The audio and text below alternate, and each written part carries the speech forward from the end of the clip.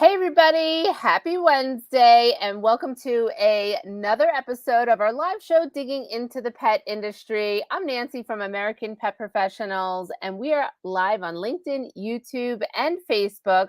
So wherever you're watching from, thank you so much for watching. And if you are listening to a future podcast episode, thank you for listening. So I am super excited today. We have a special guest to the show who is going to be introduced right now, Melissa Kaufman of Dogster and Catster magazines. Melissa is the editorial director of them. Hey, Melissa. Hey, Nancy. Hey. So happy you're here. Yay! I love being here. This is great. Yay, awesome.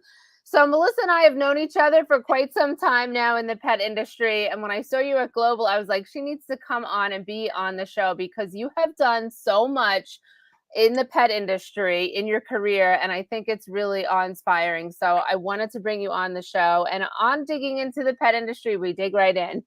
Yep. So I'm happy that you're here and I'm thankful that you're here. But I wanted to start with you and go back to when you started in the pet industry in your career as an editor, a journalist, all the things that you've done. So start wherever you'd like. Okay.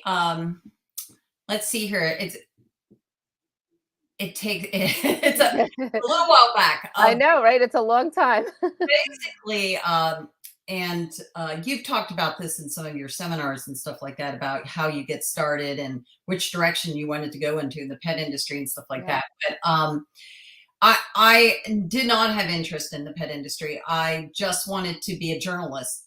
And I was thinking, one of the home magazines or the, one of the women's magazines or something like that. And I ended up getting hired somewhat shortly out of college in California at a place called, at the time it was called Fancy Publications, and they did a whole bunch of special interest publications. I worked in the production group for like 2 years on a variety of magazines, and then I got hired finally into editorial. So, I put 2 years in before I could get moved in. And they did both kind of like travel magazines, like Hawaii, Motorcycle Consumer News and stuff like that. And then they did pet magazines. And I started off on Pet Product News magazine as an assistant editor. And I just wanted to, just write. Yeah. And so I kind of fell into the pet industry. And what I've always told writers and people I have managed when I used to manage an internship program at Fancy Publication, which later became Bowtie, I would tell them, you can't just write. You need to have a special interest, something you're particularly good at. Even today, it takes me 5 seconds of looking somebody's copy and I can tell them they haven't been in the pet world for more than 5 seconds. Absolutely. Yeah. You can't fake it. So I started on Pet Product News magazine, and I was in at the time. So this was like 92, 93, and Aquarium Fish. I was on both, but then I moved to Pet Product News. But I was in at a time when the pet industry was still predominantly independent people who had created their companies. The big corporations had not realized how much money brought in and had not come in and bought everything up at that time. So it was a very, very different world. Everybody was very genuine, very down to earth, small business owners.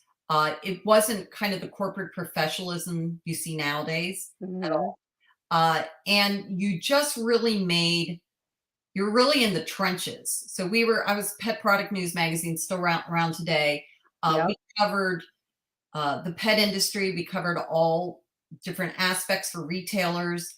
And this was also before the big chains really got to play in there too. So, and I worked on that for several years before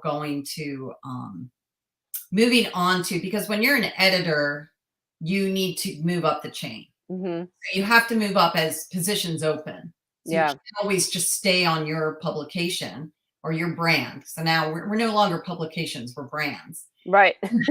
We're brands, and we So do, true. like, even the Catster Dogster of today, Yeah. we've been around 50 years, and our biggest reach is our website. So I Mhm. don't even say magazine half the time anymore. But anyway, so I'm Yeah. going off that. So then I started on, they had an open position. I know this sounds so funny, on Bird Breeder magazine. So this was when, if you wanted a pet bird, you could no longer get them from the wild, which is a good thing. You weren't allowed to Right. get them anymore. So everybody was breeding birds in the country. And so we actually had a magazine for professional bird breeders, Yep. um, discussing, best practices and, the best care of the birds, et cetera, et cetera. And I was on that for a couple of years before moving over to Bird Talk, which was, the biggest at that time. It was like 200,000 subscribers, Yeah. biggest and only like bird publication Mhm. out there for people, pet bird owners. And then I became group editor of the exotic group, which no, it's not, that kind of exotic, but it's reptiles, fish. And if Reptile. you go exotic, I'd be like, no, not that. That's hilarious, because if you're not in the pet industry, that's right where your mind would go to. That's You so don't know what I'm funny. Go talking ahead. about. Yeah, yeah. Yeah, because you would just call them small animals, but no small animal. I don't even know who came up with the stupid idea to call small animal cat and dog, because that just confuses people too. Right, it does. It does. Yeah. Yeah, it does. So I became group editor over the trade. So veterinary practice news, also still around today, water garden news, Mhm. pet product news, reptiles, critters, rabbits, ferrets, bird. Yeah. And then I just moved up to become a co-editorial director. So June Kikuchi, my wonderful dear friend, who's also been in the industry a long time, she did cat and dog. So I actually wasn't even on cat and dog. That's so funny. I tried to get on dog. When I was trying to get into the editorial department, I put my resume in for the assistant it was dog fancy at the time, Yeah, dog yeah. fancy position. And I got beaten out. My good friend Audrey Pavia, who's gone on to write a lot of books and things like that Yeah. for AKC. So she got in over me, but I eventually got, like, 30 years later, got there. But yeah, so I was doing that, and then became and then our boss came to us at one point, the owner of the company, and he said to June and I, he said, okay, we're expanding our divisions from just besides magazines. So you can do your magazines and books, or your magazines and websites.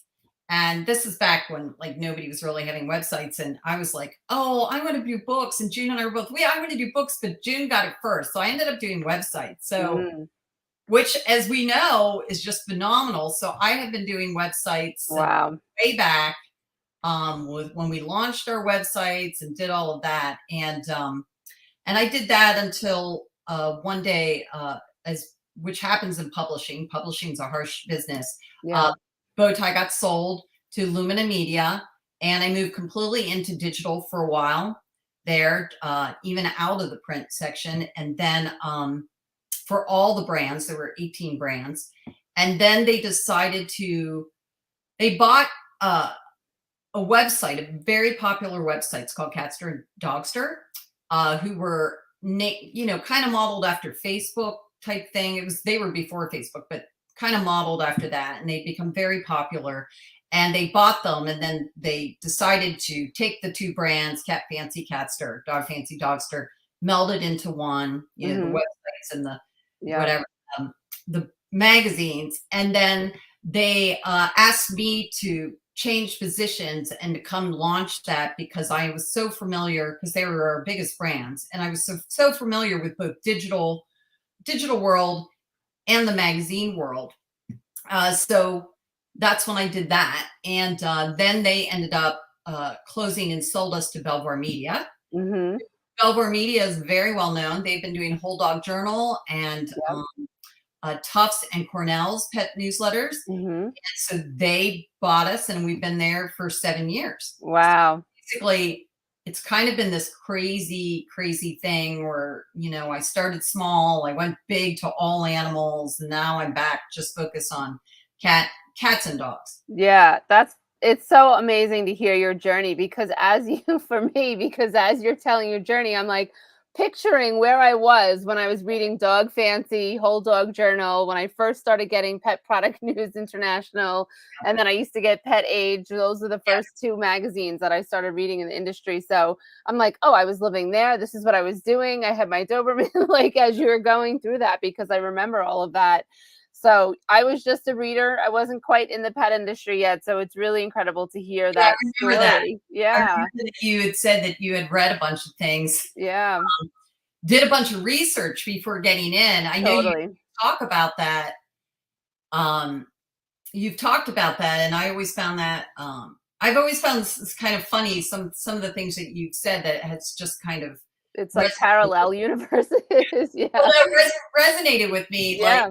I remember you said, I remember you've asked people like, do they get into how do they get in the pet industry? Are they getting Mhm. into the pets? Are they getting in for the people? Right.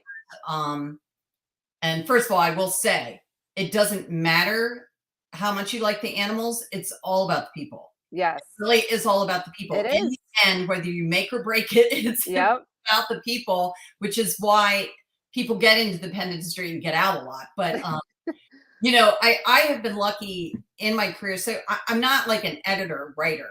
I have interacted with groomers and vets and trainers and retailers and PR people and every pet sitters, every Yeah. business that you could want to be. I had these people writing for me through the years. I've been Mhm. talking to them as you and I both, we go to these shows, trade shows. Yep. I mean, I've been going to the trade shows for 30 years. I Mhm. actually, when I first started on Pet Product News, my boss at the time, I don't know if nobody else wanted to do it, but we had to do the show program for Super Zoo. So that, the daily thing. And so he made me do it as this fresh green person who didn't have any Yep. experience, but I had this production experience. So I knew how to put production wise to put together a program. So they just threw me in, and that's how I got into the pet industry, seeing that whole show world. Yeah.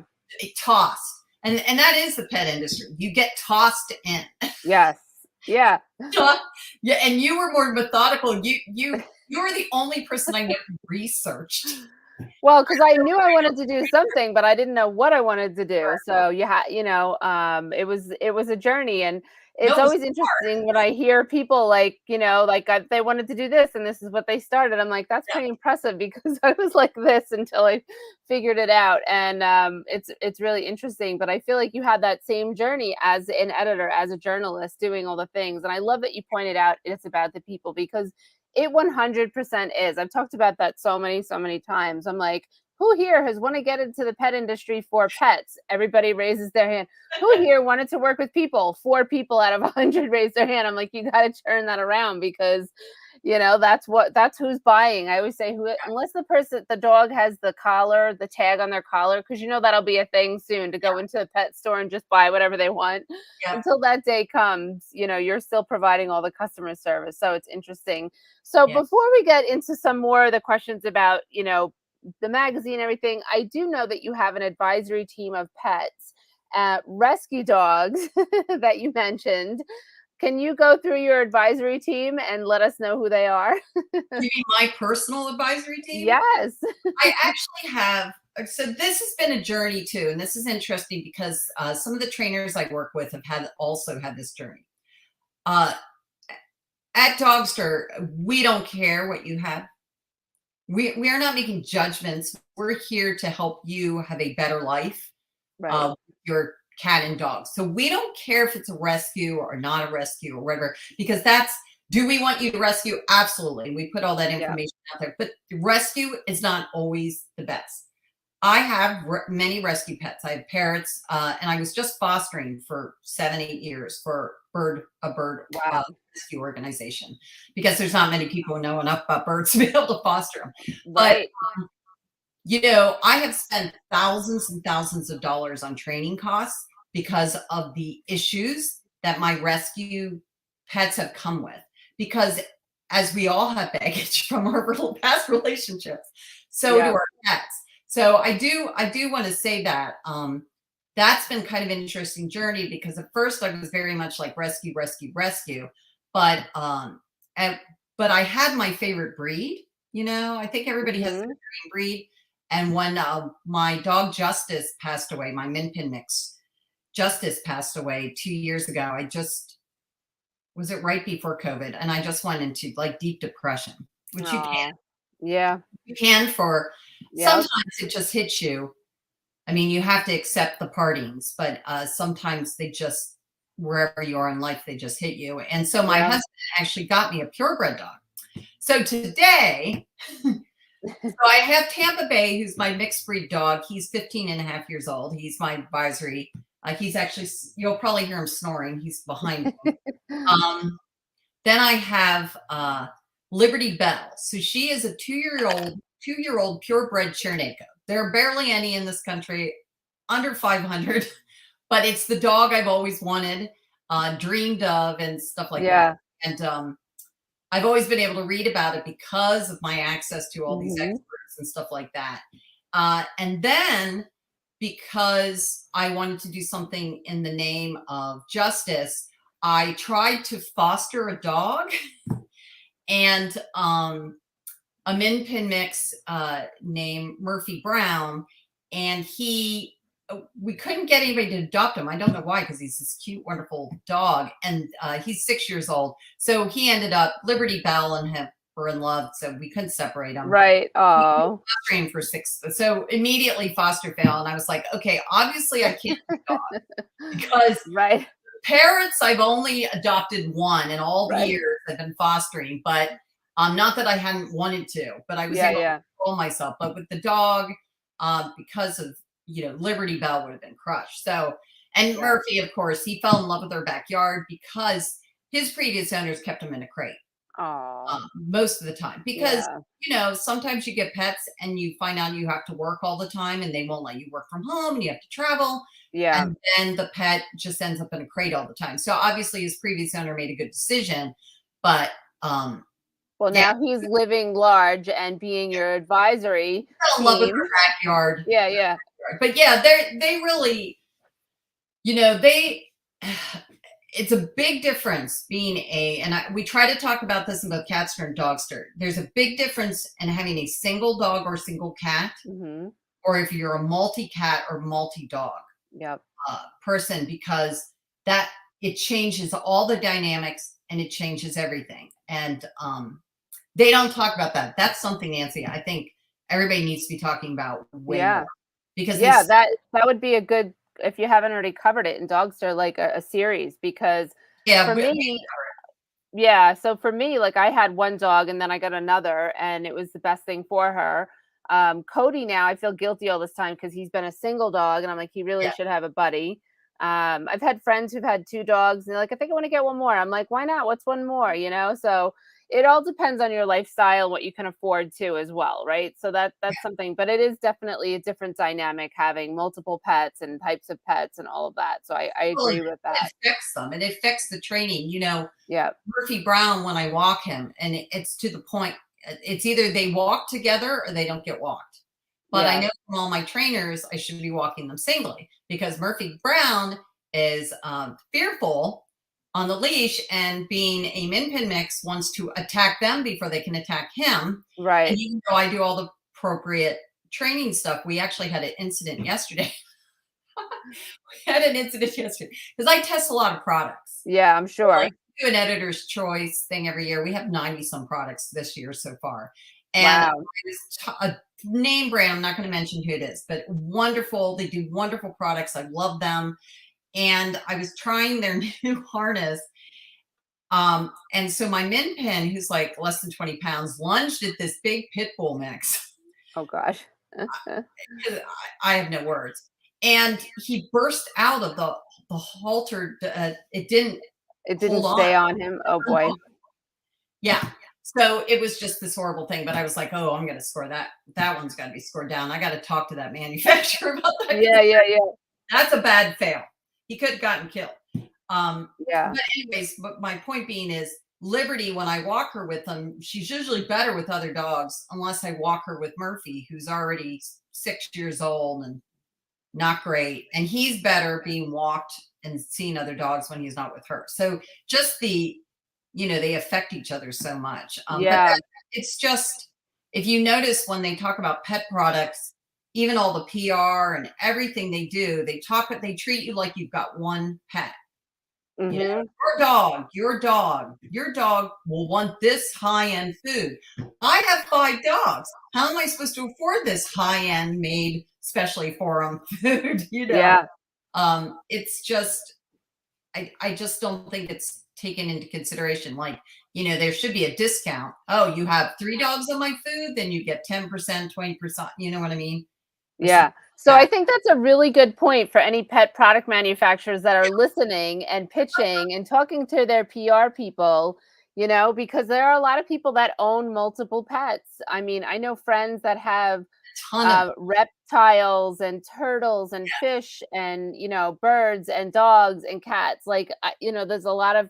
I have a dog and I happen to have a couple of aquariums, but I used to have cats, so it is really a good point to think about your lingo and how you're approaching it, because there are multiple pets in many households. So that's a really good point. So for anybody that's listening, I would really think about that the next time you're approaching somebody. And now Melissa has 3 dogs oh, and 2 parrots. I didn't and mention 2 parrots. So 2 parrots. yeah, Yeah. yeah, yeah, yeah. It's really interesting. So let me ask you this. What do you, as a magazine editor, look to include in Dogster or Catster? Like, what's something that stands out to you when you're going through the 50 million releases that you get? Well, good question. And first of all, so I no longer consider myself a magazine editor.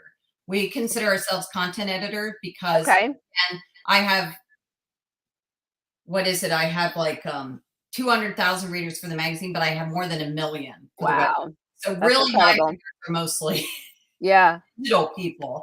And we switched over to what is called content wise digital first, which means Okay. we create the content for the website first. And then we take it and we put a different version in the magazine. I usually add to it and massage it, and then I have art directors that make it pretty. So it looks and feels like 2 different things. But Yeah. you create the content and then you put it on social media.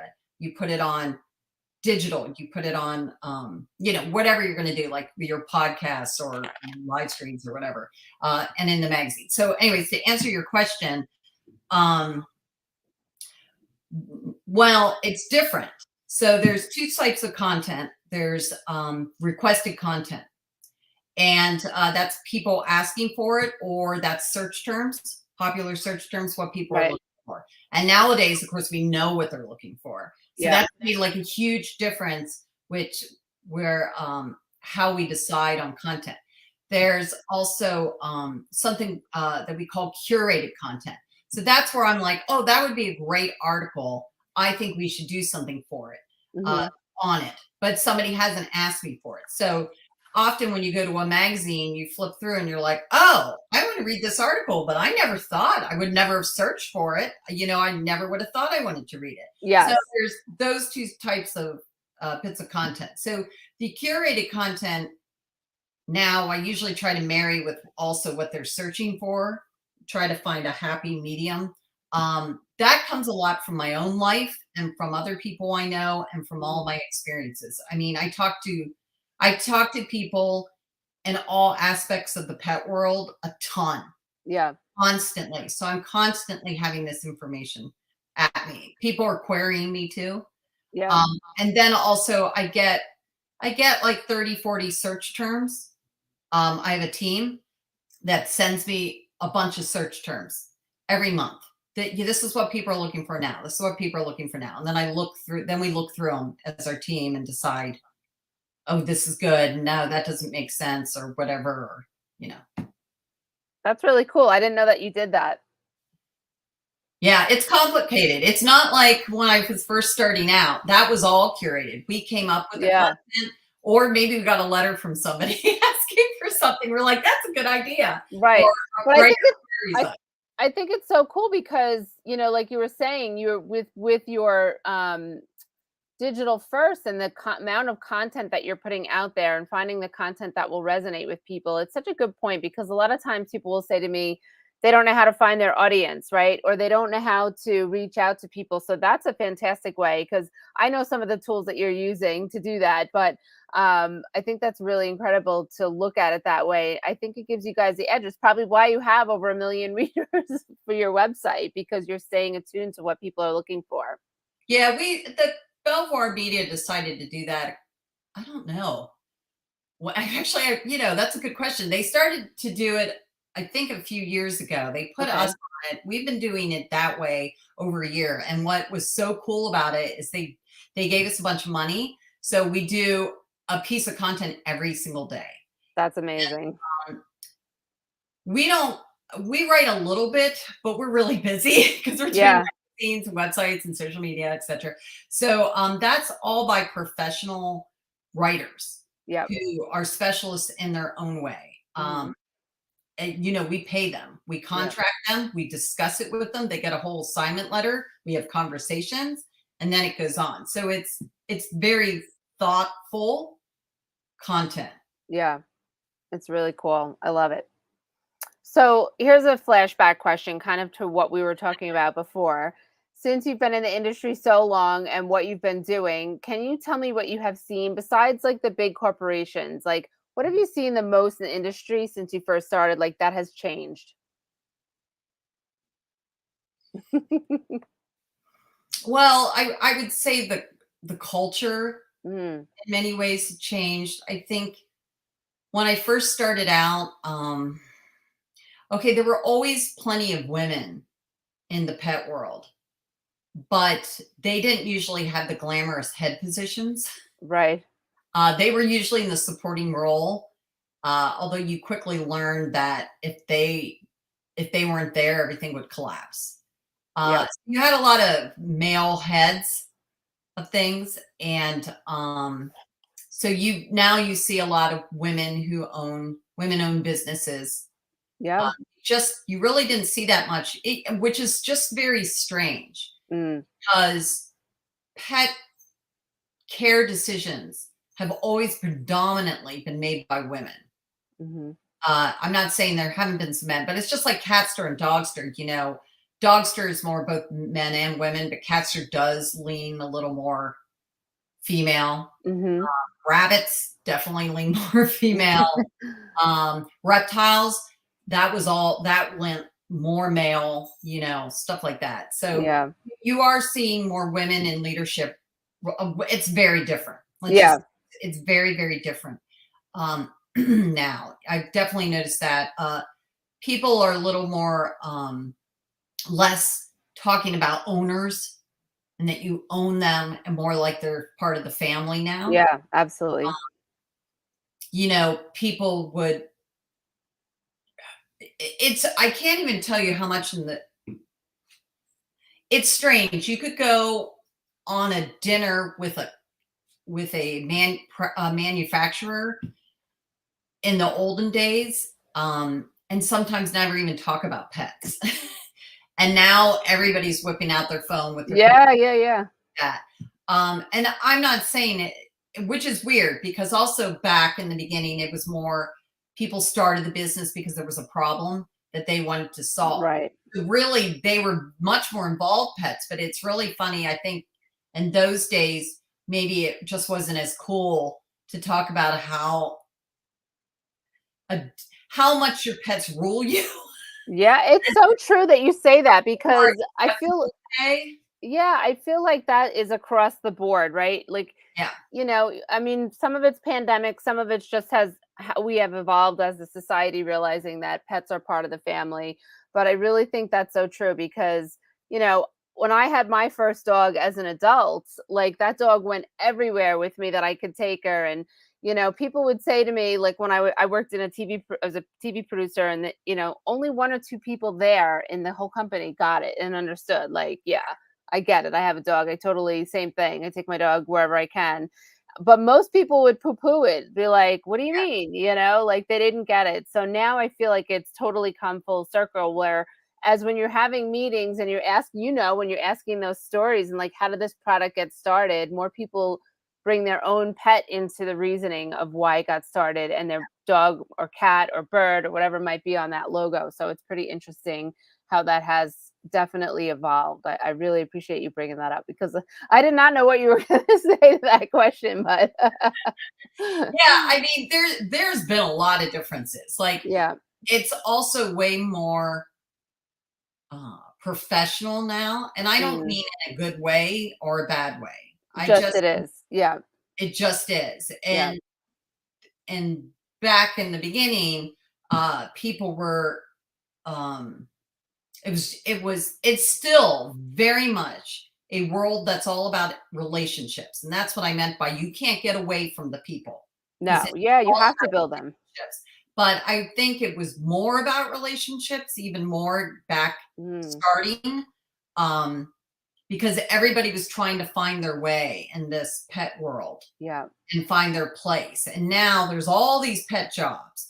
There's everybody knows it's just big industry. People just didn't weren't aware it was a quiet industry. I would yeah, say back yeah, then. So now it's everywhere. And I know for media and content creation, uh, everybody, their mom, dad, and dog is doing pet content. It's not good content, even if it's a great brand that's really good on, finances. They're doing pet stuff. But again, you read their stuff and you can tell they don't really, get you know, it. they don't know all these pet people. They don't do all these pet things. They aren't in the trenches. I mean, you could just, but they all have to be a part of the pet. Yeah. Everybody's got to be part of it now. Well, because they see the billion-dollar headline, so that's why. Yeah, you can definitely see that, and some people might be getting into it for the right reasons, but you definitely see that some companies just getting into it for the money, right? And Oh, I yeah, always that's the way I it is. always say it should trickle back down to the pet, right? Everything should trickle back down to making the pet's life better. It's really interesting that you said that, but it is so true. It is good in certain ways, I think, because it helps make our world pet friendlier, Absolutely. um, in certain ways like that. So It's can neither you bad nor good. I mean, you really have to, for longevity's sake, you need to be neutral. Especially if you're a journalist, you can't like come out with these heavy opinions. Oh, I can't believe they did this or did that or whatever. You really need to take the emotion out, report on it. It's because my readership, they get to make a decision about it and right. what's best for their pet. They don't need, I can tell them my experience, but they don't need me, Yeah, like, do this collar only, or, right. chicken is horrible for your dogs. How could you? No, they're not stupid. They can make up their own mind. Yeah, It's not, So, but anyways, with all that stuff, yeah, it's neither good nor bad. It is. And it's just part of the constantly. That's another thing. This world evolves constantly. And one thing with content creators, I'll get somebody, they'll send me something on a topic, and I'll be like, that's already old, man. yeah, yeah, yeah. That is Already old, true. because there's studies have just come out, and as it gets more and more acceptable and more money is thrown at research, um, more changes. The guidelines and what people think and not think, whatever, it changes. So it's a constantly evolving industry, and a lot of people in the world aren't. They need to work harder to remember that. Yeah, it is true. I feel like it's overwhelming the amount of It information is that comes overwhelming. out. So, I appreciate what you guys do there because you are, keeping that focus of let's just get the information out there in a way that people can take that and go and start doing their own research. And I think that's such a good way to approach things.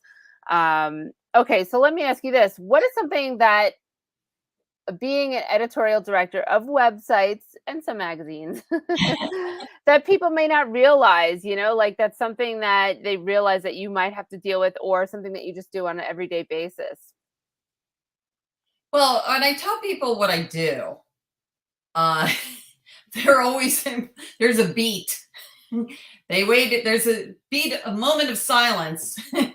um, and a lot of people are like, wow, that sounds like so much fun and da, da, da. It's a lot of work. Yeah. It's a lot of work, a lot.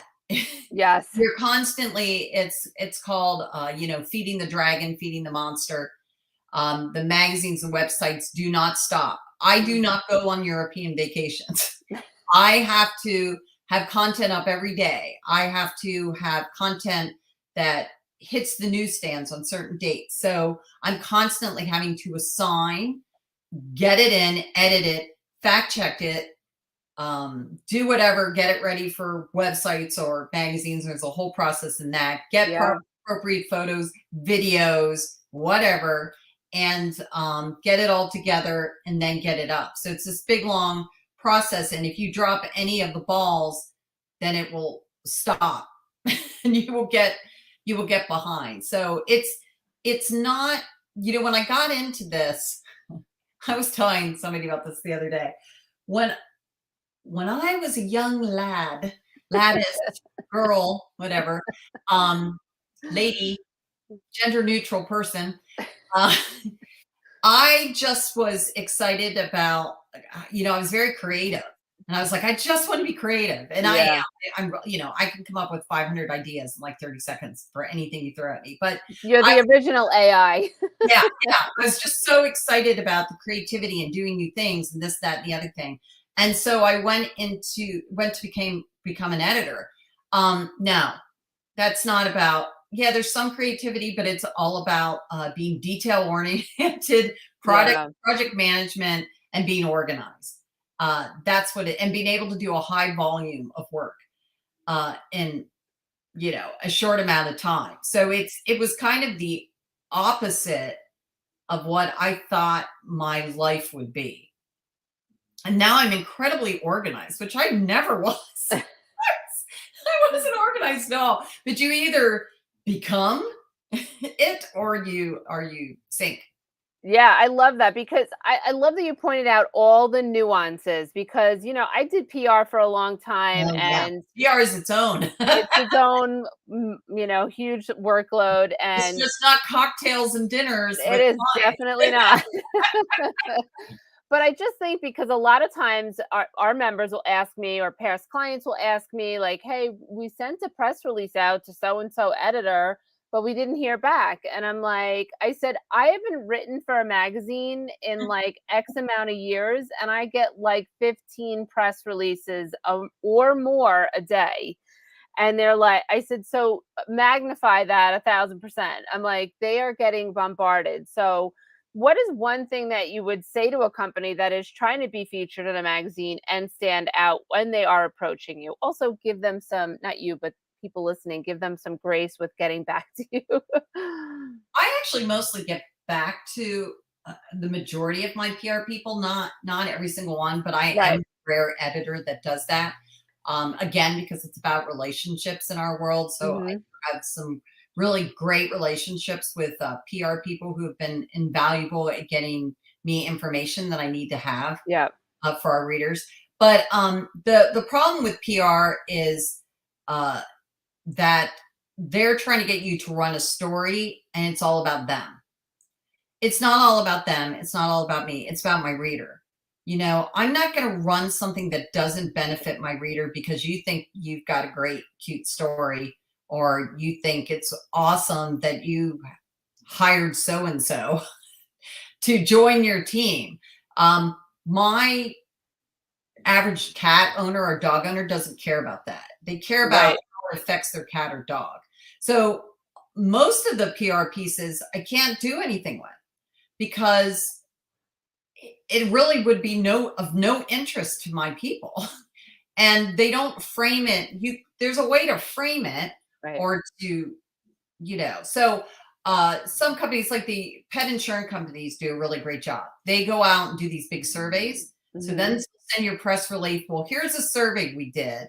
So they give you this information, you know, and so here, push my company. But they went and did all this work for you on a survey that actually somebody would care about, Yeah. how much it costs for dental for the average person. Yeah. my dog people or cat people would want to know how much does the average person spend on dental a year.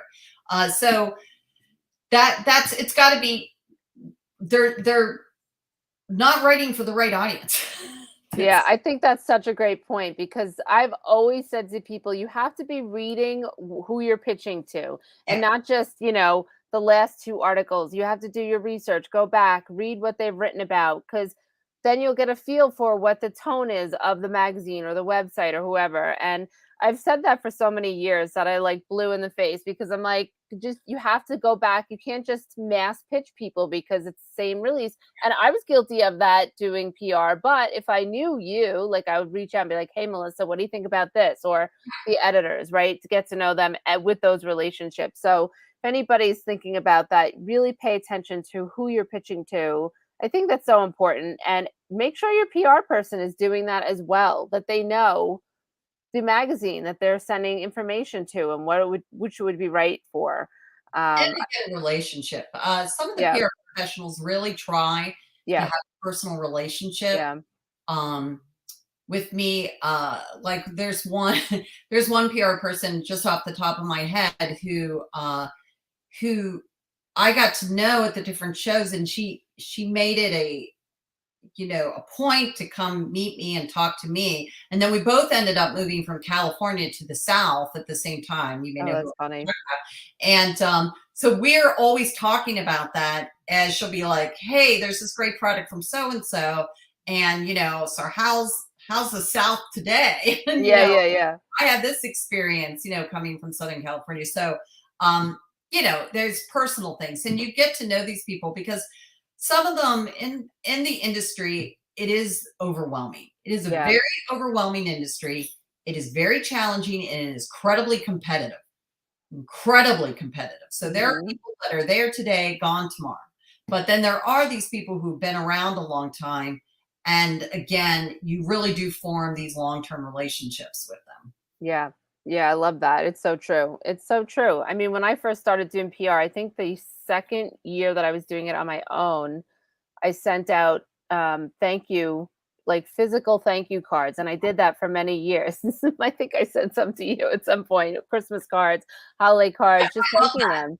I love Because, that. a lot of journalists, they don't get thanked. They don't get that, hey, thank you so much for writing that article for me. Somebody might share it, but they don't realize how much work has gone into that one article. So I love that you said that because the relationship part of it is so important.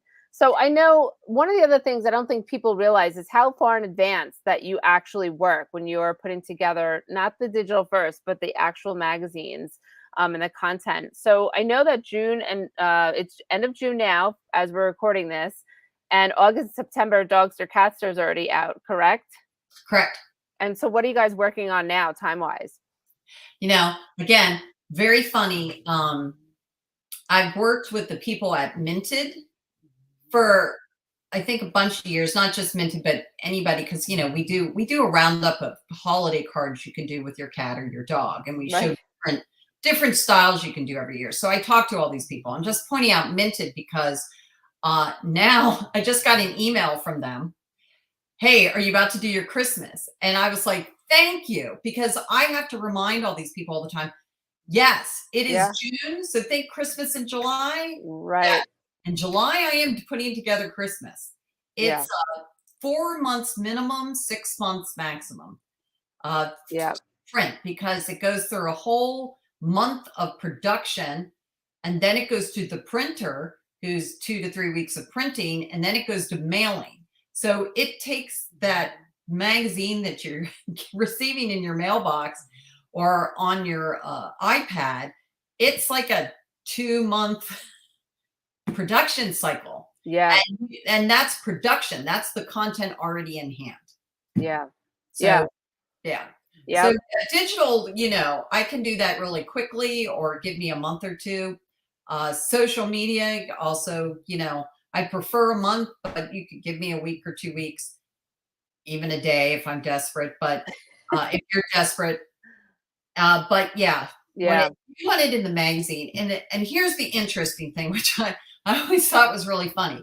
So there are a lot of websites that started on websites and grew their brand. Guess what they do then? They I don't create a know. magazine Right. or they create a book, because if something's in print, it has staying power. If something is digital, I can change it tomorrow. Yeah. You have to be more careful in print, much more careful. Yeah. But people believe stuff more in print than they do digital or social. Hmm. It's interesting. I am old school. I still love to flip through the magazines and look at everything and see everything. Believe it or not, there's a lot of young people today who love magazines. Yeah, Actually, it's not like an age thing, it's an experience thing. I think so. I love all the social media. I love the video. I love doing this, but I still love to get the magazines in the mail, flip through everything, look at everything, pick up the magazines if I'm like walking in a fancy town, all of that. So I Oh, think that, absolutely. You're getting your media at different things. Like, I love all the mediums. I don't care. I love them yeah. all equally, but for different reasons. But, for example, like, let's say there's an ad. If you're online, they make you watch that ad or sit on it for a Mm, certain amount of time. If it's a magazine, you can flip right by it. You can right. flip, you can flip. So really nowadays you have more control of beyond television, social Yeah, media, games, apps, everything else, it's online. so You have true. more control over the advertising in newspaper in print than you do digitally. Digitally, they're going to force you to watch it in order to get some. Yeah, Yeah. that's really interesting. And it is pretty true. I was thinking that as I was playing Wordle the other day, and they were forcing me to watch yet another ad that had nothing to do Ah, with me. Um, right. oh, and that's another thing. So another really irritating thing about being in the pet industry is, because that is my business, constantly I'm getting bombarded with ads. Yeah. Because I guess they think I'm shopping for all these products constantly, When and you're doing the research. I'm doing research. This is part of my job. I'm already Oh, very that's funny. familiar with these products. I don't need to hear about it from you. And constantly that. So online advertising, that I hope Yeah. they fix that. Yeah.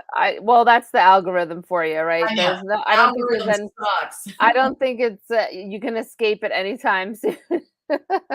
So let me ask you this before we wrap up. Is there a story that resonates you that you covered within the last year? Something that's really stuck out that you were like, this was an incredible story to totally put you on the spot. You don't have to say the brand name or who it was, just something that might have resonated with you. Well, there's three stories. Okay. Three stories. We did a story that came from one of our writers about dog kidnapping, Yes. pup napping, dog napping. We call dog Hmm. which is just so fascinating with the rise in price of the oodles. French bulldogs going for I $5,000. know. It's crazy. Um, because of the monetary value put on these dogs, which God knows you can't put monetary value on a dog. It's a I know. living thing. Um, and people are using them to, they're stealing. And then that goes to the second article that somebody brought up to us, and we ran on coming up on puppy scams. Um, Hmm. so between dog napping and puppy scams, people are taking advantage of people who are just trying to get a family member. Hmm. Um, we also are doing an article that's also going to be in this issue that really stands out to me, because I have this particular problem right now. So Liberty Bell is a pandemic pup, and it's Hmm. about pandemic pups. So for those of us who've gotten dogs or cats during the pandemic, we have problems. Even if you have a child during the pandemic, we now have problems. They weren't able to be socialized. Liberty Bell was only able to be socialized with my friend's dogs outside, and they all have small dogs. So she's scared of big dogs because she wasn't around them. She thinks children are rabbits. She's a rabbit dog, and she wants to like attack them or Oh chase God. little small children. Because I don't have small children, and there was a pandemic, I couldn't be like, "Hey, somebody, here's a small child, bring them over for my Yeah, dog." yeah. I did train her, I trained her outside, but she just didn't get the socialization. So we had one of our trainers write this article, and it's talked about, it's appeared in a couple of the big newspapers already. Yeah. Problems that socialization problems people are having with the dogs they got during the pandemic because they weren't able to socialize them properly. Yeah. Who knows, we're all suffering from staying home for a couple years and then having to be thrust back out.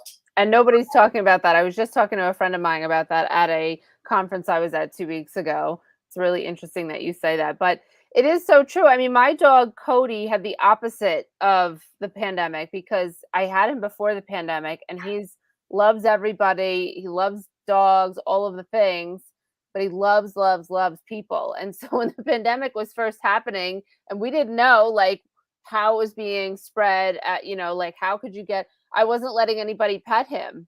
Right. So I would walk by and people would be like, he would be the look of death to me, like so upset because he wanted to say hi to everybody. And it was really hard on him. And then, we went, I think it was a good 6 weeks before we could actually like go anywhere because they literally shut down the outdoor park. So it was crazy. But anyway, so he was the opposite. So now he's back to, going to all the places and doing all the things. But I do love that you brought up the scams and also puppies being stolen, because it's really important for new dog parents and existing dog parents to understand not leaving your dog unattended out in the yard or by itself, because that's when those things happen. So I hope that really helps deter Absolutely. that and really bring awareness to that, because we've all seen that happen over and over again. So thank you for covering those stories and bringing that up. Oh, and So real quick, like, it's not that we don't have big important cat stories. I mean, it's not so much the story, it's so much the thing is that 10 years ago we weren't talking about taking your cat with you yeah, out and about on a ship, on a hiking, all these things. And now it's an integral part of the magazine, as when you get your cat, getting them comfortable on a halter, taking them out and stuff like that. And also getting them not afraid of the veterinarian, whether you're going to yeah. use, now they're looking at maybe using gabapentin to help calm them down. And there's quite a number of things you can do now. So those are the two big, I guess, stories of interest that we're talking about these days with cat. I love that. Yeah, because a lot of our cat members get upset that cats don't get as much coverage and that they're not in the limelight. And that was actually brought up at the Pet Expo or the Pet Industry Conference I was at 2 weeks ago in Boston. About that was also brought up as well. And one of the key points is that, are there how many dogs are in the country versus how many cats are in the country, right? And dogs have always been out on top, but usually people that own a cat have more than one cat, so they're not always accounted for. So it was pretty interesting. I'm Well, like, we oh, at Catster magazine focus solely on cats, I so love I it. spend my time equally I 50% love it. cat and dog. And the funny thing is, like, people will ask me, what's the big difference? And cat people are funny. They've got a great sense of humor. Oh my There's gosh, yes. a bunch of stuff we can do on Catster that the dog people are just a little more serious about things that So true. we can't do stuff with the dog people that we could do with the cat people. So it's Yeah, a totally different mindset. yeah. Very different people. I've been to some of the cat expos in New York City. I think it was Jackson Galaxy, like the first year that Okay. he did it. Yeah. And I was like, "Oh, I'll go for like an hour," like I was there for hours, Yeah. giggling and laughing and just having the best time because of some of the hilarious cat memes and play on words. And I was like, "You guys, this is awesome." But when people used to ask me, "Are you a cat person or a dog person?" For the longest time I said 50-50 because I'm like, "How do you choose?" Right? And now I don't have a cat. Hopefully one day I would love to get another cat, but and that would be 50-50 again. So let me ask you this. I'm gonna wrap up. We have two more questions. Oh, come on. We can keep going. I know. We could be here for 3 more hours. You and me. So if what would you say to somebody that's thinking about becoming an editor or a journalist or a columnist, like somebody that's new and like you wanted to be creative and you want to do all these things, what advice would you give them? There's a couple pieces of advice. Um, First of all, really make sure this is what you want to do. I mean, don't think it is not glamorous. Publishing companies, it's been hard for them the past Yeah. years. Media has changed so much. It's one of the most evolving. It's on the forefront of Yeah. so if you're not incredibly adaptable Hmm. and willing to embrace new things and stuff like that, you really should. This is not the industry for you. Also, specialize. You can't just be a generalist journalist anymore. You should get something like, let's say you want to do pets. You want to cover pets. Well, I get some certifications. I get some, maybe get training, certified in training, certified in CPR. I get a whole bunch of certifications, or even be a vet tech for a while. I've had a number of writers who were vet techs. Yeah. Awesome. So awesome. Get that hardcore specialist experience that you can bring to the table, because it really, really makes a difference, because you don't want to have to spend 30 years like me and get all this knowledge when you could, specialize and take classes and get that knowledge, because you Yeah. have to, it's just not good enough to be a generalist. So our best articles come from people who are specialists. Yeah. I love that. That's really good advice. Niche down a little bit and getting the certifications, because all of that knowledge is going to come to the forefront when you're writing and thinking of doing those things. So I love that. What is the best piece of advice you have ever gotten? And to this job, for as an editor, In general. or just best piece of advice is to relax. That's good. I know that's really hard, and I am not a relaxing type person. I am go, go, go. But you you can't plan this life. You can't plan this career. You certainly can't plan a life in publishing. um, Things are just going to come at you and stuff like that, and take you off your plan if you try to plan. And you're going to get worried about this and worried about that. And, you know, I, just try to enjoy the ride a little bit more. Yeah, that's You know, great. Relax and have fun with it. I relax think and that's with it. I think that's such great advice to relax, because we could all get so caught up in our business and all the things that are coming at us and worrying about what that one's doing and this one's just have some fun, relax. I love that. And that's even for pet ownership. Yeah, I say that my pets are not, they're not the ones who are, I'm the one who's decreasing their blood pressure. I am helping them. They're not the ones that keep me calm. They're not my support animals. I'm their support human. I love Um, that. and especially, like, I have a 15-and-a-half-year-old, kidney disease. He's been through quite a number of things. And I have to keep reminding myself as I rush out to the vet for the 100th time in a month, stop stressing, because if he does pass tomorrow, he passes tomorrow. Enjoy the moment with him today. Yeah, Enjoy it, because you can't control it. I mean, the problem with pets, the wonderful thing about pets, there's so many, but the problem is they can't talk to you. So right. you feel the pressure of Mhm. having to be the one who fixes everything and takes care of everything and makes them happy, but they can't communicate with you. So just try to relax and know you're doing the best you can, and enjoy them. I love that. What did you say? You're the human? Oh, You're that should be a t-shirt for a dog. yeah. Now you ask me, I forget it. But yeah, what is it? The support. I'm Yeah, the human support. Yeah, you're yeah, not yeah. my support dog. I'm the human.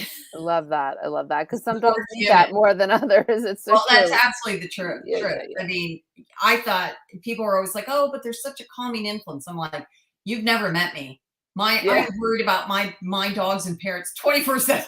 Right, right. I know. I know. I get it. We get it. I totally get it. It's so funny. I am the human support system. Yeah. Okay, so is there anything that I didn't ask you about being the editorial director or Dogster or Catster that you want to add before we wrap up? Just that I really appreciate the Catster, Dogster brands, and I'm saying this, I'm a very genuine person. I'm very No, I blunt. know. I Yeah. don't lie or, make up stuff, but, Catster and Dogster both have been around more than 50 years, and I often think about all the editors who have gone before me, and I've known some of them because I Hmm. was in the department with them or managed them or et cetera. And they're just such incredible people. And the two people who started, there were different people, started Catster and Dogster. That Cat Fancy and Dog Fancy had this vision. I don't think they thought they'd be around for 50 years, and that they'd be online and have, YouTube channels and Instagram and get on TikTok and all this stuff. I don't think they knew how much they would cover and how much it would change and Yeah. all this stuff. And just all these incredible people. I think we counted once, but there's a lot because most people are editors for like 5 years or something like that. So there are a lot of people that have come before us that have worked on these brands and also as the social media, Catster, Dogster, the people like Ted, the founder of that, passed from cancer. And, Mm, just all these incredible people who have made such a difference in the pet world because they care so much about cats and dogs that all they want to do is give advice on how to better take care. yeah. Uh, that's it. I just sometimes I'm just I'm just in awe that everybody has this torch and they keep passing it, That's you know? wonderful. Yeah.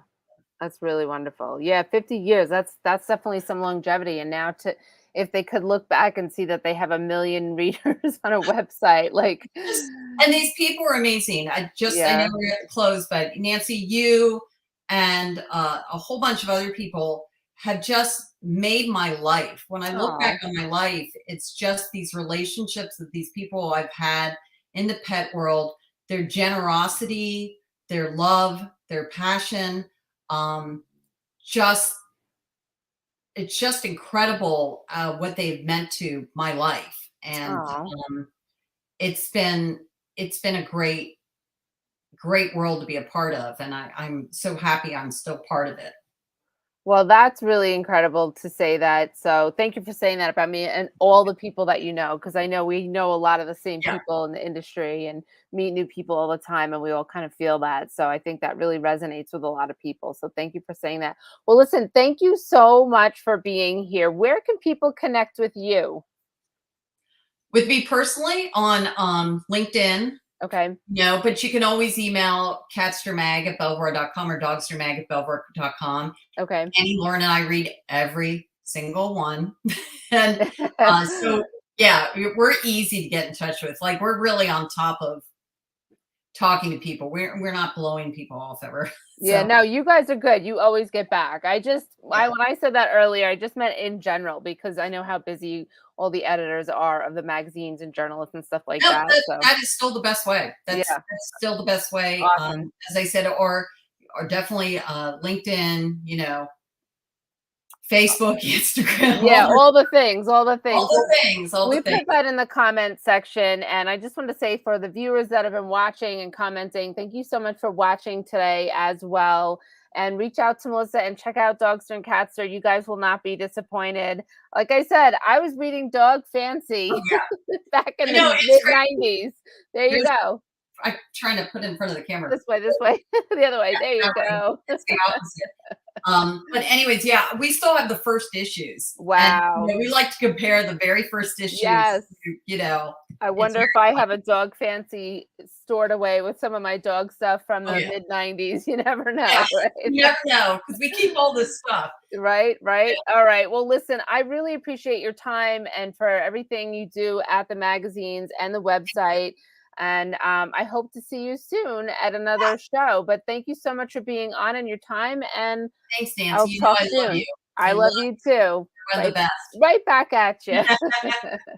All right, everybody. Have a great rest of your day. We'll see you soon.